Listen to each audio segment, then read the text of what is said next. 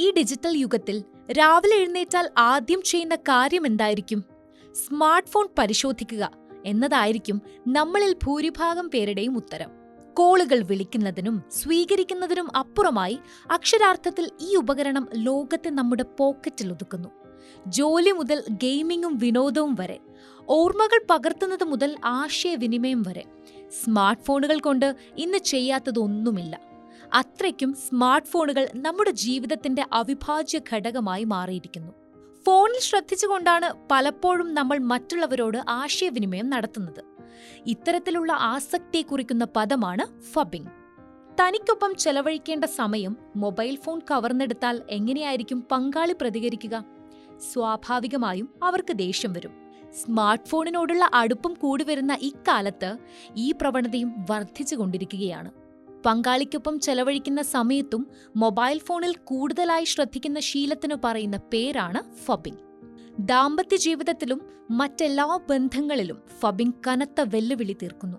പങ്കാളികൾ തമ്മിലുള്ള വൈകാരിക അടുപ്പം ഇല്ലാതാക്കാനും ഫബിംഗ് കാരണമാകുന്നുവെന്ന് പഠനങ്ങൾ പറയുന്നു. ബന്ധങ്ങളിൽ, പ്രത്യേകിച്ച് ദാമ്പത്യ ബന്ധത്തിൽ, വൈകാരിക അടുപ്പത്തിന് വലിയ പ്രാധാന്യമുണ്ട്. അവഗണന, പ്രാധാന്യമില്ലായ്മ എന്നിവ പങ്കാളിക്ക് തോന്നിയാൽ അത് നിങ്ങളുടെ ബന്ധത്തെ തകർച്ചയിലേക്ക് നയിച്ചേക്കാം. കൂടാതെ പങ്കാളികൾ തമ്മിലുള്ള വൈകാരിക അടുപ്പത്തിലും വിള്ളലുണ്ടാകും. ഉദാഹരണത്തിന്, നിങ്ങൾ നിങ്ങളുടെ ജീവിതത്തിലെ വളരെ പ്രധാനപ്പെട്ട കാര്യം പങ്കാളിയുമായി ചർച്ച ചെയ്യാൻ മുൻകൈയെടുക്കുന്നുവെന്ന് കരുതുക.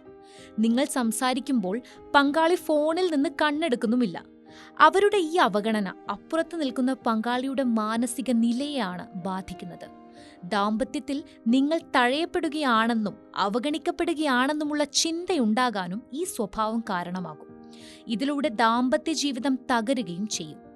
ഫബിംഗ് സ്വഭാവം നിയന്ത്രിക്കാൻ ചെയ്യേണ്ട കാര്യങ്ങൾ എന്തൊക്കെയാണെന്ന് നോക്കാം. സ്മാർട്ട് ഫോണിൽ നോക്കി സമയം കളയുന്നതിനു പകരം ഒന്നിച്ചിരുന്ന് സംസാരിക്കാനും കാര്യങ്ങൾ ചർച്ച ചെയ്യാനും സമയം കണ്ടെത്താൻ ശ്രമിക്കണം. പങ്കാളി സംസാരിക്കുമ്പോൾ നല്ലൊരു കേൾവിക്കാരനായിരിക്കണം. അവരോട് സംസാരിക്കാനും ശ്രമിക്കണം. ഫോൺ ഉപയോഗത്തിന് പരിധി നിശ്ചയിക്കണം. പങ്കാളിയുമായി ആഴത്തിൽ സംസാരിക്കാൻ മുൻകൈയെടുക്കുക. ഒന്നിച്ചിരുന്ന് രസകരമായ പ്രവർത്തനങ്ങളിൽ മുഴുകുക. അതിലൂടെ നിങ്ങൾക്കിടയിൽ വൈകാരിക അടുപ്പം ദൃഢമാക്കാൻ സാധിക്കും. എന്നാൽ സ്മാർട്ട് ഫോൺ ലഭ്യമല്ലാതാകുമ്പോൾ നമ്മിൽ ചിലർക്ക് അമിതമായ ഉത്കണ്ഠ ഉണ്ടാകുന്നു. ഇത് നോമോഫോബിയ അല്ലെങ്കിൽ നോ മൊബൈൽ ഫോൺ ഫോബിയ എന്ന മാനസികാവസ്ഥയുടെ വർധനവിന് കാരണമാകുന്നു. ഓപ്പോയുമായി സഹകരിച്ച് കൗണ്ടർ പോയിന്റ് റിസർച്ച് അടുത്തിടെ നടത്തിയ ഒരു പഠനത്തിൽ ഇന്ത്യയിലെ സ്മാർട്ട് ഫോൺ ഉപയോക്താക്കളിൽ 72% പേരും ബാറ്ററി കുറഞ്ഞു പോകുമോ എന്ന ഉത്കണ്ഠ അനുഭവിക്കുന്നു. ഫോൺ ഉപയോഗിക്കാൻ കഴിയാതെ വരുന്നതിനെ ഈ ആളുകൾ ഭയക്കുന്നുണ്ട്.